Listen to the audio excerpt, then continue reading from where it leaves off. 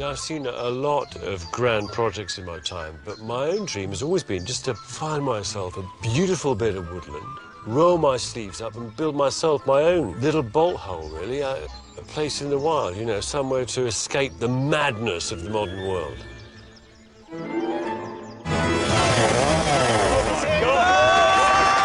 Over the next year, I'm going to go off-grid to build a cabin in the woods. It's the mothership! But it will be no ordinary building. Because I'm going to make it with my bare hands. Come on, Kevin! Shut up! Repurposing, recycling and reusing the best of what I can find.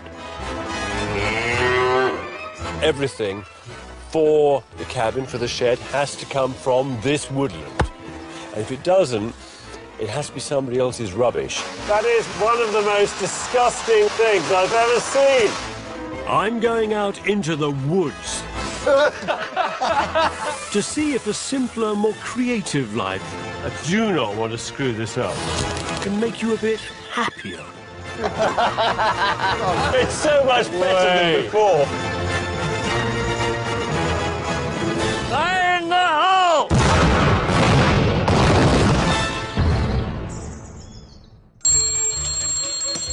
We now seem to work harder and consume more than ever. An estimated 6 million Brits feel anxious or depressed. For all the stuff that comes with a 21st century life, we don't seem to be much happier. So, I'm attempting to unhook myself from the modern world. I'm going to go slow, recycle, repurpose, and make stuff, and build myself a magnificent retreat, the shed of my imagination.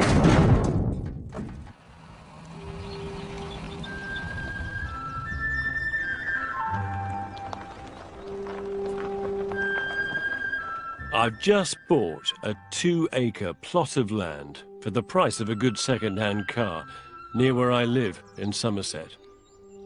It's here I'm planning to build my cabin. My land stops at that fence there, you see? Going halfway across this field. But it includes that woodland, about an acre of woodland. This is not a vanity project. It's about me experimenting with reducing, reusing, and recycling. Everything for the cabin, for the shed, has to come from this woodland, from this place. And if it doesn't, it has to be somebody else's rubbish, it has to be waste. The challenge I've set myself is to build my cabin and everything in it using available materials. I would feel cheated and a bit dirty if all I did was go down to B&Q and buy myself a shed and stick it up at the edge of the woods. I think there will be a wonderful, hidden, quiet pleasure in sitting in a building made from the place, entirely, as it were, from the place where I am. I want this bolt hole of mine to be powered off-grid. There'll be no power lines or mains gas here. So somewhere around here, with that view, to the west is perfect. Not since I have been a child have I lived anywhere with a view of the setting sun. And I really miss it. I make these programs about people going off on these great big adventures that last 2 years where they build a house. Well, actually, I really believe we can all do very small adventures every weekend. Pushing your boundaries, going off and doing stuff you've never tried before, that's exciting. That's an adventure.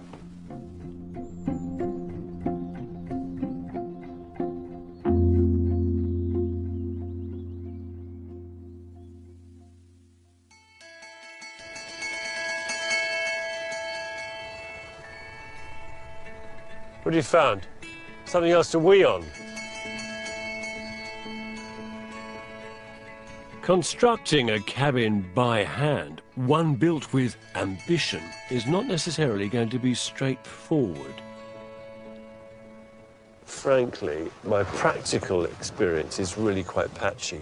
I'm quite good at strutting around saying that I'm practical, but I'm not an expert in anything, which is why I've become a television presenter. In an ideal world, I'd build the entire thing myself. But even Robinson Crusoe had a Man Friday. So I've enlisted a friend to help me with some of the difficult engineering. There has to be Will. Nobody else could drive a car like that. Think it's road legal? Will's a guerrilla engineer. He can build anything, from a 60-foot steel boat to a bespoke rickshaw for London's West End. If you want something made, bring it to me and I'll make it work. The more impossible, the better. You want to look at the site? Yes, love to. Look, this is it. Sort of 10 foot by 8 foot or so. Yeah. Yeah, well, it looks like a bit of a winner, really. Nice views. Today's an important day. Come on, Widget. There she is, look. I've not properly designed my bijou woodland home yet, but because I want all my materials to be sourced locally, I've earmarked 2 of my trees for felling. I'm hoping they can provide all my key building materials. Okay, what is There's a, see that swept oak, that one big there? curvy one, yeah? The first is a large bendy oak. It's magnificent the way that this has grown. I want to use its unusual huge curve as a structural part of the design. I think that's an engineering beauty and needs to be used for something important. Okay. It is a good old chunk, isn't it? I'm not hugging it. This is a technical measuring exercise. Baby. That's big, isn't it? You do look like you're hugging the tree. The tree, yeah. You know that, don't you? I can't let go now. It's going to be sad to see it go. But it and its 90-foot neighbour are in a crowded piece of woodland that needs thinning, and I can use all that wood. However, felling a 10-ton monster like this is going to require some specialist help. 2 saws is really, really bad news. I've got a couple of woodsman mates, Brian and Adrian, who've agreed to lend me their expertise, along with Joe Hedger, a tree surgeon and champion tree climber. So what we're planning to do is take, particularly in the direction that we're going to fell it, take these branches off. I've got to take the lower branches off so they don't damage the tree itself when it falls. Pelvic thrust. Here we come. And Joe has suggested a self-powered, off-grid method of getting up there. How are you feeling about this now? Now you've got some air.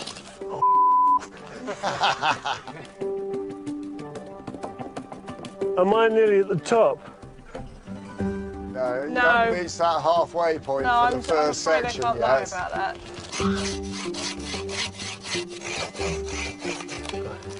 Timber.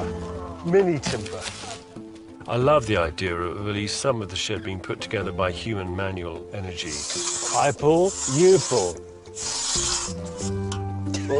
No pushing. Rather than just resorting to the power tools. You know. That's the right end, yeah.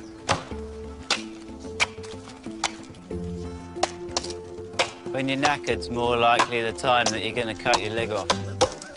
Now, something's just happened. 2 novice axemen versus a metre of solid oak means this is taking longer than I thought. Still got 3/4 of the way to go. 10 past 4. Yeah. When's it light till now? I think 10 past 4 is chainsaw o'clock. Chainsaw o'clock. Chainsaw o'clock. Time to rev up then. Yeah, isn't it?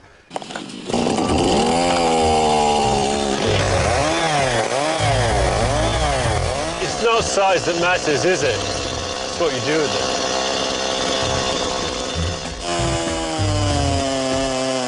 Okay, I know I'm sacrificing my no power tools principles, but these guys are only around for today. It's moving, it's moving. So It's moving. Here we go. It's moving. My God. Oh my God! Whoa! That took a lot of the other tree with it. Crikey. Oh. The moment it came down, I had no idea how I'd feel. Just extraordinary. Momentous, you know, powerful. It's not what you take, is it? It's what you do with it. It's how you use it, how responsible you are with it that matters. If all we did was chop this up and burn it in an open fire, that would be irresponsible. But I hope we can do something beautiful with it. Now to the trickier task of felling the bendy oak. If we're not careful about how we fell it, the tree could split at its base, rendering it useless. Well, it's possibly one of the bendiest I've ever seen. It's certainly the bendiest I've ever felled. And they do go, you know, they're looking to go with a bang. It's a dangerous job, and so one for Brian, the expert.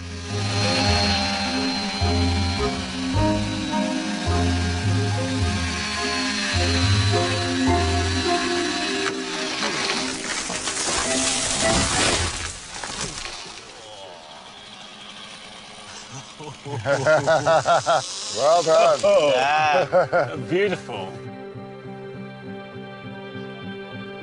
So now I've solemnly sacrificed 2 of my old oaks without disaster. I just hope I can give them a new and honourable lease of life in what will become my cabin. Next on my project, construction work starts with a bang. Fire in the hole! You can't build a fixed shed in woodland without planning permission. I see. You can build a movable building. Your challenge, mate, Yes. is to try and find me something to build this on. But it needs to be really robust, because it's got to take a lot of weight. Okay. That is the trick. We might have to adapt something and make it more I think we're suitable going for to. her. I think we're certainly going to have to adapt Yeah. something. Probably It's- strengthen it too. Yeah. Having sacrificed 2 mature oak trees, I need to split my precious timber into manageable chunks. These are huge, some of these bits of timber. To save myself hours of sawing, I want to resurrect an old technique. It's an historical method. It's a 19th century method used in America for splitting trees that were just so huge there was no machinery invented at that point, you know, to do that. And it involved using explosives. When Yankee prospectors discovered giant redwoods during the California gold rush, they knew big trees meant big bucks. But with small tools, it could take a team of men more than a week to fell just one of these 80-meter giants. Chopping them into usable timber was almost impossible.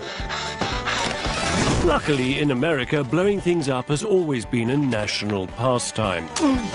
Then, the odd, clever lumberjack would drill a hole in the trunk and ram in a metal pipe stuffed with gunpowder, which, when exploded, would split the wood with a shockwave. It seemed to work in the Wild West. I have no idea whether it'll work in the Wild Southwest. It's a bit more exciting, isn't it? A bit more out there. To help, I've managed to track down a local explosives expert, Dr. Sidney Alford. These are the logs. Is this what you were kind of expecting to see? Yes. To explode. Yes, indeed. I don't like using that word because it suggests that they get smashed into Blown to smithereens. hell. Yeah. No, I try to be a bit more geometric about it. The technique hasn't been tried since the 19th century, and it's new to Sidney, so he's had to fabricate his metal tube from old drawings. It's this that'll hold the gunpowder. Someone came back from a war with an unwanted musket or whatever and thought there must be an easier way to smash logs, sawed off the barrel and tried it. This process is new to all of us, Sidney included. And the freezing conditions don't exactly help. When testing equipment, if you haven't trialled it in really rotten weather, you haven't really tested it. Okay. But if the worst comes to the worst, oak burns very well. Yeah, thanks, yeah. It's quite expensive firewood, this. Yeah. I'll go and find Will. Okay. If we're lucky, out of this very valuable, rather expensive piece of tree, we get 2 pieces of tree with a reasonably parallel surface, which we could then saw and then use those surfaces decoratively within the building. Yeah. Yeah? Yes. If it goes wrong... We've got a lot of firewood. This is not a good day for doing this sort of operation. Oliver Cromwell, pray to God and keep your powder dry. So we now have a live weapon. All we have to do is get the gunpowder-filled tube in place, and we're ready for blast-off. That's not bad, you're doing well. The time has come for me to light the fuse. I want to be alone when I do this. This is a matter of well-established principle. So I'll light it when I can see that you're what I consider a safe place, which will be about 50 metres, a bit more in that direction. Well, we'll leave then. Yes. That's right.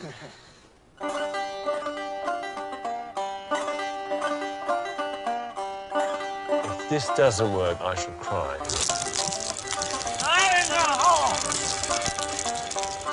That is such a relaxed walk. It's almost like he's off rambling. I'm heartened you're the age you are, Sidney. That you've survived this far. 10 seconds. Quiet, please.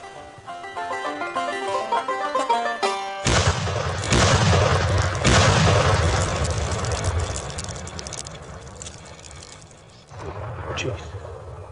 Oh. Well, it went off. Part of the tree jumped in the air.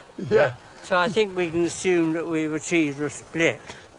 Ah, there we are. Wow. Crikey! Well, it's really good, isn't it? I mean, bad. that's kind of... Look how straight the grain is in that. There aren't many 76-year-olds who can do that with explosives. Fire in the hole! All A-OK then, Sid? Proof of pudding will be in the bag.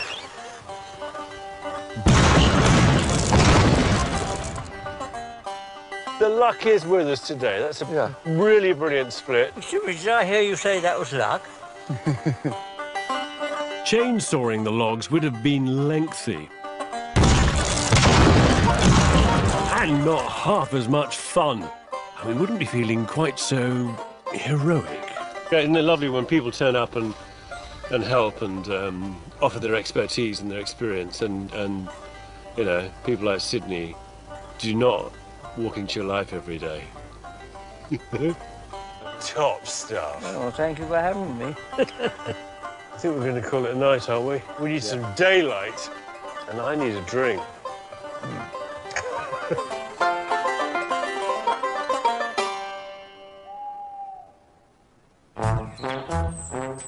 Planning regulations mean you can't just build a permanent structure in woodland.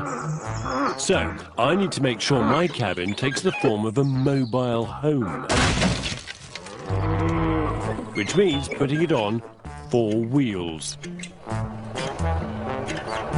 Will thinks he's found something he can recycle into a base for the building. That's looking great. That's coming on really well. That should do the trick. He and his troops are planning to transform this ancient army trailer into a chassis fit for purpose. We're going to take the body off, we're going to cut all the bolts, and then wheel the trailer out from underneath. It takes a lot of power tools and fettling to prepare it, but to recycle such a piece of junk has to be worth it. Wicked, there you go, chaps. Thank you ever so much for that.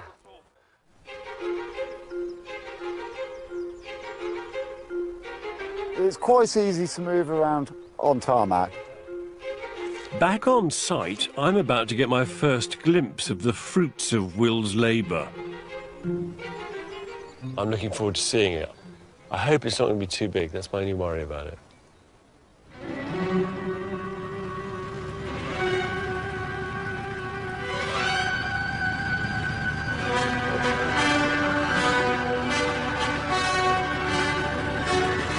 Big. My first impression, it's very big. Goodness me. Here you are, your chassis awaits. Whoa. God, it's like the back end of a truck, this, isn't it? It really Well, is. effectively, it is. We could actually go for a full-blown block of flats on this. I don't understand what's happened. I don't understand. I don't understand what's happened. The area I roped out is about 10 foot by 6 foot. All right, that's big enough for a shed for me. And what's arrived is this monster. I'm a bit worried. The bijou cabin of my dreams seems to have doubled in size. The wheels on this 7-metre-long beast are enormous, and I don't want the finished thing to look like a caravan. So to get them out of sight, they're going in a hole. Digging the hole is a great deal harder work than preparing the timber. Following Sydney's excellent explosive work, I got a mobile milling machine in to saw the oak into usable planks. Right, well, I'm ready to go. Is that moving? Come on, Kevin. I mean, you get this little, this little trip through the countryside. Shut up. Whoa. Whoa. Hey, lovely. Look, just touching. This is just the beginning. I'm just looking forward to seeing a structure go up, begin to go up. That's going to be magical. My cabin's going to be off-grid, without electricity or gas. Like everything on this project, I want my energy to be clean or recycled. It's one thing to have shelter. It's quite another to have some kind of basic forms of comfort. And in amongst that comfort is a bit of heat, a bit of warmth, and a bit of light. And getting a usable off-grid source of light that doesn't use loads of fossil fuels, is a real challenge. I want a fuel that'll light my cabin, and I think I could have the answer: pure biodiesel. In theory, biodiesel can be made from anything that contains fat, using a relatively simple chemical process. Scientists have managed to produce usable fuel from algae, fungus, used coffee, and among other things, alligator lard. With prices at the pumps rising, waste cooking oil is now commonly used to produce a low-cost, homemade alternative to diesel. Fat has now become such a valuable commodity that chemistry-savvy crooks have been raiding fast food shops to get their hands on used chip fat to convert into biodiesel. So my hunch is that if waste fat is in such demand, I should be exploring new and untapped reserves of it. Sitting on the toilet the other day, I experienced a eureka moment. I love the fact that beneath us, there's this world of shit flowing beneath our feet. But it's not the poo that I'm after. Every year, Londoners dump around 5,000 tons of waste fat into the sewers that, mixed with other solids, set into giant floating islands known as fatbergs. Beautiful day, Beautiful but day. we're going where the sun don't shine. Rob Smith is Thames Water's chief flusher. It's his job to power hose those fatbergs away. Half suit for you because you're going to be going into a little bit deeper stuff. How deep? Well, you know, mid-drift. In there, one Yeah. leg. One leg. Yeah. This, of course, is a very serious fact-finding mission.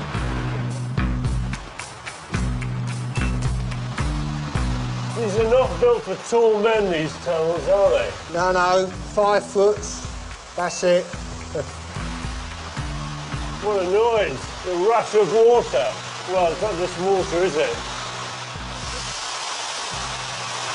My good Lord.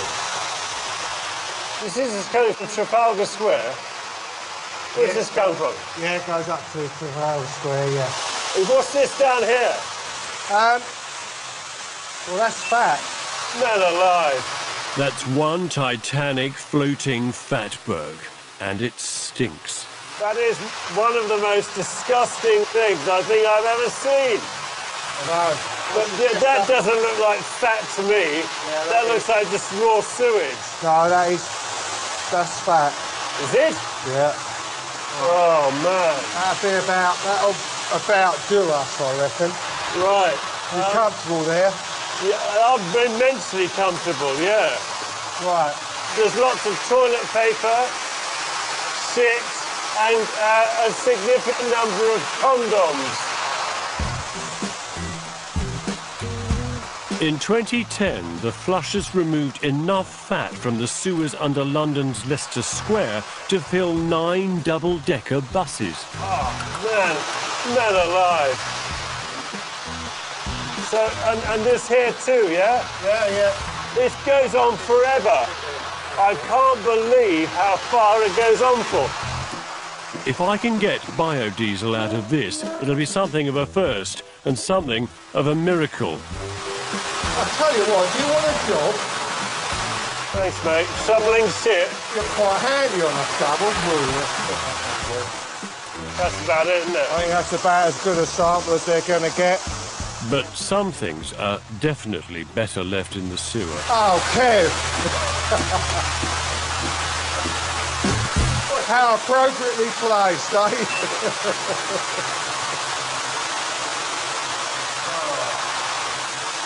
Wasn't as bad as all that, was it?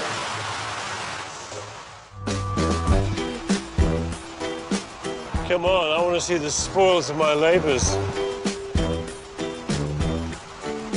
Oh, gold. Urban gold. Oh, stench. All right. Hello. You're going down. You don't really want to know. I'm building myself a handmade cabin using recycled materials and timber from my woodland. Critical to the design of my building are the curved ribs,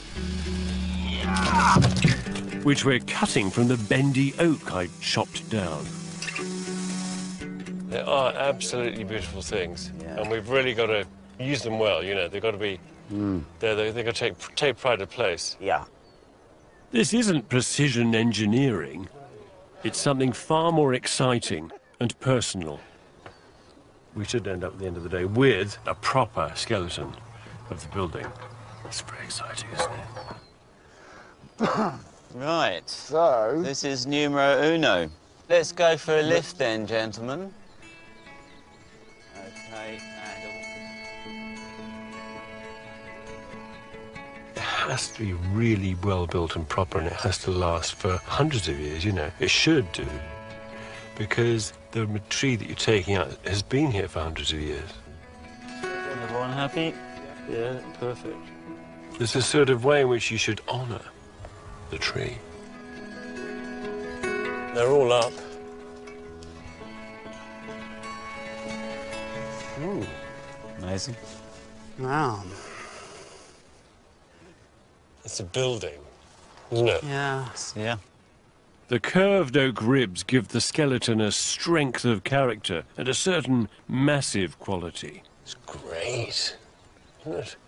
What excites me is that it looks to me like there's a lot of usable space. Whoa. Come into the parlour. The daybed goes here. I don't know whether there's enough. Long enough. I was thinking about having it that way, or even rotating. But I don't know if it's long enough for me to. Oh yeah. Ooh. If you take your platform boots off, Kevin, I think you'd be fine. Part of the excitement about building anything is the story in it. It's great to be able to say that curve came from a tree just through there, and that was a piece of tree that we chopped and used, and no doubt when we finish there'll be lots of stories and lots of narratives in this building with which I'll be able to bore people rigid, which is good, because then they won't come and visit me, and I can be here by myself. In oak-framed construction, it's traditional to throw a topping-out party when you finish the first stage of construction. We're a bit of a way off that yet, but I'm planning ahead because I want my party to go with a pop. I think there might be a way for me to brew my own booze and put some leftovers from the construction process to good use. I think the homemade thing is not always the most beautiful and it's not always the most perfect, but it has more in it. A good example is homemade wine, which may be foul, but is in a way, gives you more laughs and is more fun than a bottle of cheap plonk. I've got a recipe for oak bark ale. It says here, a decoration of oak is given for the bloody flux and for spitting blood. Oh, well, it sounds quite dire, really. And it's recommended for enemas and hemorrhoids. Is it? Well, that's handy. So this is the recipe. Add 2 gallons of water. It's 5 litres for those of you born after 1971. It's more like 9. Is it? Oh, It's 4.5 litres to the... up. Sorry. Chip off the oak bark from log with axe. Literally, that's what it says. What sort of quantity? Doesn't say.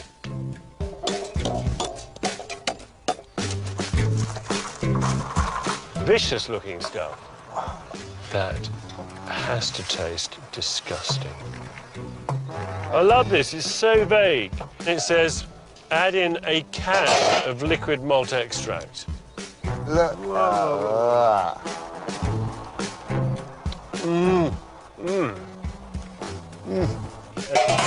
Boil for 15 minutes. So, if we're gonna watch on, neither have I. If this works, this would be great, because it'll make quite a sufficient quantity to get everybody really, really rollickingly drunk.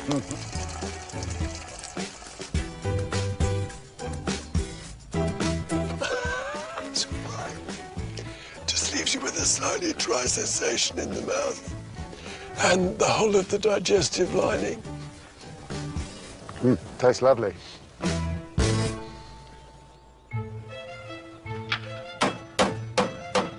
Work on the shed moves on at a slow pace, and we're all enjoying every second. What do they say with woodwork? Measure once, cut Twice. Cut twice. That's where it comes from. Measure twice, cut once. It's liberating to be out here making something with my own hands, using timber from my own woods. It's a building material, and unlike concrete or steel or plastics, which is almost entirely unprocessed. I mean, it's literally just cut down, cut up, screwed together, and that's your building, you know. Now, out of a big round tree sitting in the field comes this structure. It may not look like much yet, but now my cabin has insulation and a recycled plywood inside. It's a room in the woods. I'm looking forward to being able to enjoy being alone. Sit on the veranda and watch the sunset with a bottle of homemade wine and hum to myself. My off-grid ambitions for my woodland home mean its rather dark interior needs some ingenious off-grid lighting. This means trying to turn my precious 40 litres of sewer slurry into usable biodiesel. We waste vast quantities of cooking oil and fuel which could readily be used and recycled out of the back of restaurants and our kitchens, and that I find really odd. I'm pretty sure no one in the country has made biodiesel from sewer sludge. My nearest expert is a friendly local chemistry professor at Bath University. Hello. Matthew, hi. What have you got there? You know what I've got here. This sort of gentle waft of London sewer. Have you done this before? Well, we've done it with waste vegetable oil and we've done it with virgin vegetable oil, but we've never done it with sewage waste before. Okay. I'm quite excited about this, actually. Ready? Oh, that's really not very pleasant. I see there's a bit of paper there. So you think most of that is fat? Well, quite a lot of it's obviously food, but yeah, I was told by the man in the sewer that most of this is fat. To turn my fatbergs into fuel, Matthew and I need to strip out the bad stuff with solvents. You can see the fat in there, can't you, actually? Well, it's either fat or toilet paper, I think. Then, using methanol and the magic of distillation, we transform what's left into the good stuff, the fatberg diesel. Judging from what I can smell now, I'm not sure how this is going to work out in the confines of my cabin. I was thinking of trying to make an oil that I could put into an oil lamp, you know, like a paraffin lamp, and read by in the evening, maybe with a glass of wine, you know, enjoying the bouquet of the fine vintage. Instead, I'd be enjoying the bouquet of that. I mean, I'd asphyxiate myself in 10 minutes. So, yeah, that black stuff is the first ever sewage biodiesel we've made. Oh, man. That's it. Oh. I mean, yeah, it doesn't smell of diesel. This represents 1/5 of that sludge can be made into pure biodiesel. That's something.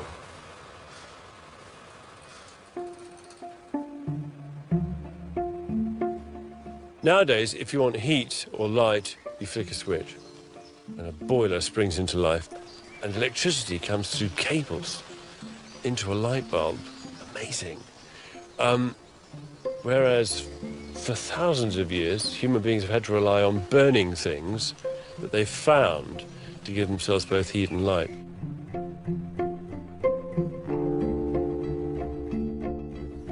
The burning question is, will my homemade fuel provide the light I need? It's time to light the lamp.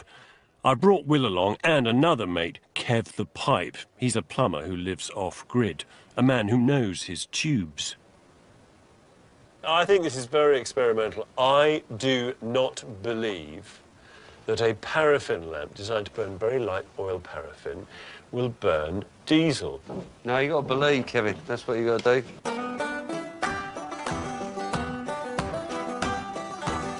Oh, Now I have to keep pumping. yes, I'll keep pumping. I've got it round here. This side, you got this side. Oh, fantastic smoke machine.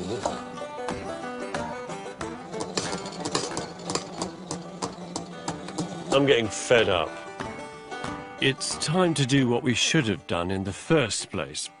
Read the instructions. Unscrew spray nozzle, hold down the exuberator ring at the same time. What is an exuberator? No idea. One of the most common mistakes in lighting the lamp is a preheating time, which is too short. What could we possibly use to help preheat the lamp? We put this as the starter fuel. Not all of it, obviously. Of course. Maybe a drop of single malt will get the party started. Well, that's enough. Oh, is that? Oh, yeah, we're away. We're away. Have we got a fire extinguisher? Way. Brilliant. That's quite spectacular, isn't it? Seems to be working. Yeah. Now we know the biodiesel will ignite, it seems like a good idea to contain it behind the glass. I'm going to light the blower. Okay, light the blower. Oh, nice. It's now firing by itself. Look at that. Yes. Yes, it's working. It's so much better than before. That's an outstanding success, wouldn't you say, chaps? Look, it's beginning to glow white. Can you see? Look. Yeah. I can't believe this. Dare I hang it up? Yeah, go for it.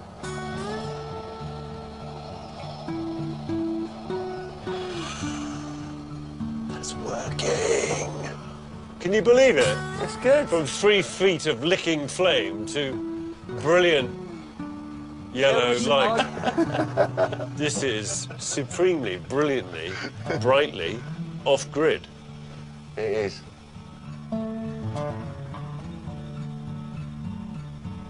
Well done, us. Well done.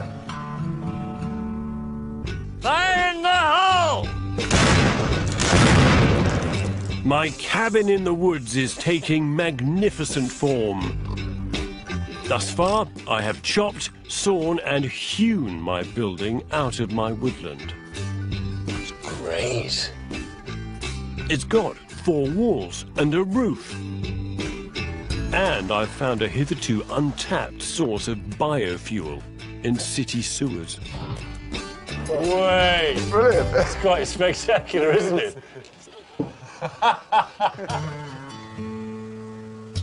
What my building needs now is protection from the Great British weather.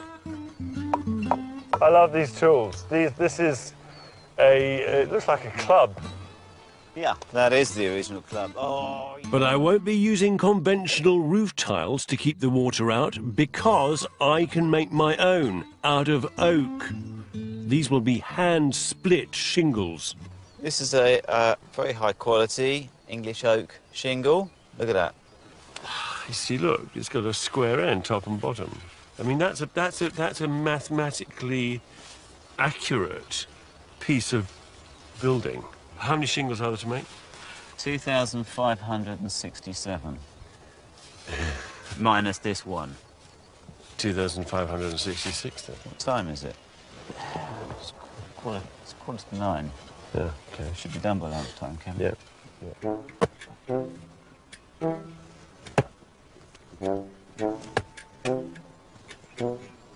For a complete novice like me, making shingles with these Fred Flintstone tools is mind-numbingly slow. You can't buy shingles in home base, can you? Because if you can, I'm going at lunchtime.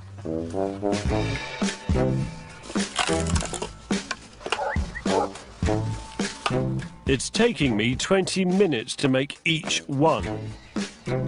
And at this rate, it'll take 3 solid months to manufacture them all. Oh, look, no, here's my secret weapon. Morning, chaps. Morning. Will reckons he has an invention that'll speed things up. Winston's been dressed up with a new little part to his outfit. A clampy type doodah thing. I just love the fact that you just asked Will to come up with an idea. It's an alternative.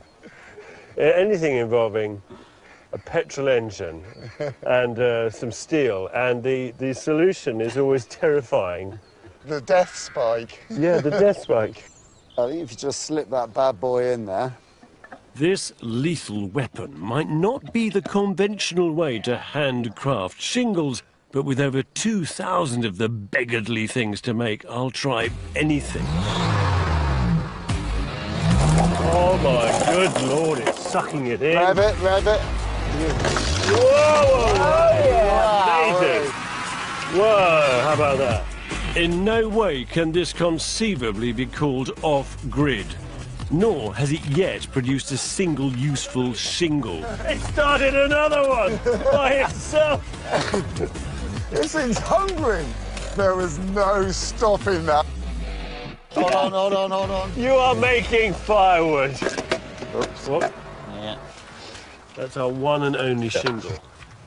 I've just trimmed. Cherry And it's not even that good. Look at it. Look. No, actually, it's firewood. That's a complete hour wasted and no shingles produced. Right, it's back to square one then. Gordon Bennett, this is going to be a slog. Hopefully, Will has had better luck bottling up the oak bark ale we made last week. It's all doing its thing. There's tons of sediment at the bottom. It looks like it's all going quite well so far. It's all very well having the booze ready for the topping out ceremony, but at this rate there'll be no finished building to top out.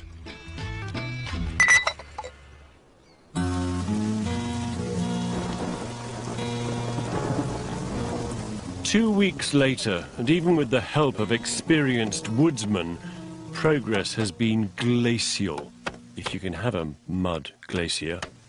This is like Glastonbury, you know? And we've really, really got to get this weather tight. We don't have enough. Oh, I'm fed up of these thin nails. And we're also running out of enthusiasm to make them, you know?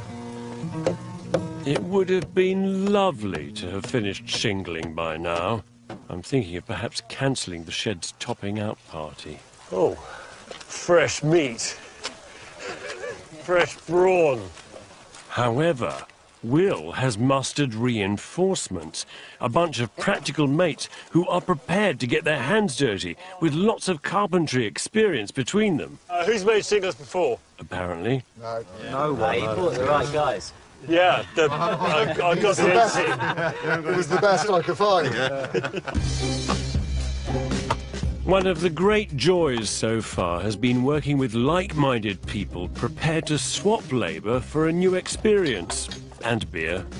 I think it's impossible to do everything in the world by yourself, isn't it? I mean, you need help, you need support, you need friends, you need volunteer labour now again as well. You can't survive without it. Following an afternoon of combined effort, the end is in sight. This is the last shingle of the roof.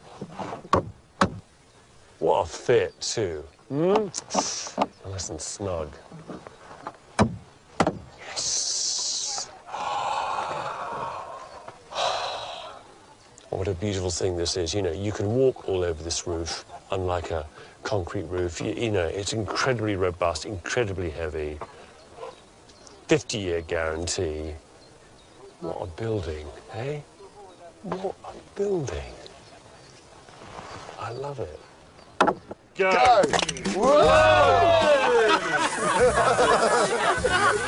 Whoa! Fantastic. Lively. Well, cheers, everybody. Cheers. Up yours. Cheers. Through the garden, up onto the stoop, that is the veranda, which every house should have. I I can definitely identify with Kevin's approach. It's his toy, it's his space. I love these things, they're great. I think it's lovely. I think it smells gorgeous. At the back, there will be a large stove. It's one on from Den building, actually, isn't it? It's a grown-up den, isn't it? And it's beautiful, with absolutely amazing views. A friend of mine said, you're just like Marie Antoinette building a little wooden house in the woods. Somewhere to go and play and pretend that you're a woodlander and hang out for 2 days a week and amuse yourself. It's still coming. And I said, well, yeah, you're right, really, because I am. It is a place to play. It is somewhere to go and enjoy yourself. And why not? Yeah. 2 points. To mark the end of the first stage of construction, I've laid on a traditional carpenter's topping out celebration.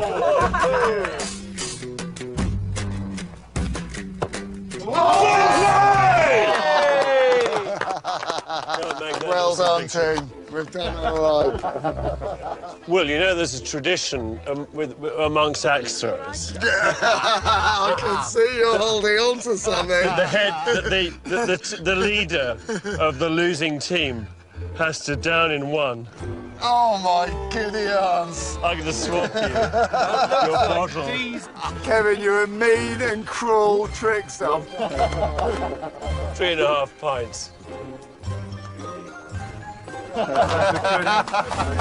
going, keep going. Oh, it's kind of going down. I can't believe this. Oh, don't stop, don't stop. Go,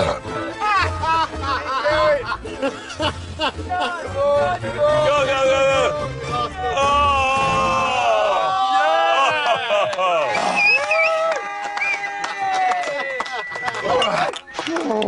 Now you got to spin round with it.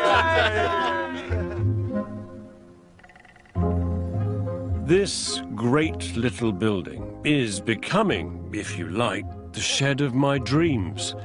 So far, it's taken a good, slow 6 months to construct. Look, this is it.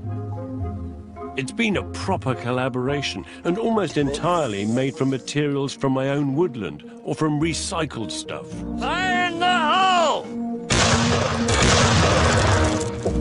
And I've enjoyed every moment. But this is really just the beginning. It's so much better than before. Everybody has a sort of, in here, a shed somewhere. And that shed can be for anything. There's that space that no IT manager or human resources department can ever take away from us. That bit of us which is free and wants to sing and feel liberated. We, of course, all have it in here. And I think the best thing is to try and make it real, you know.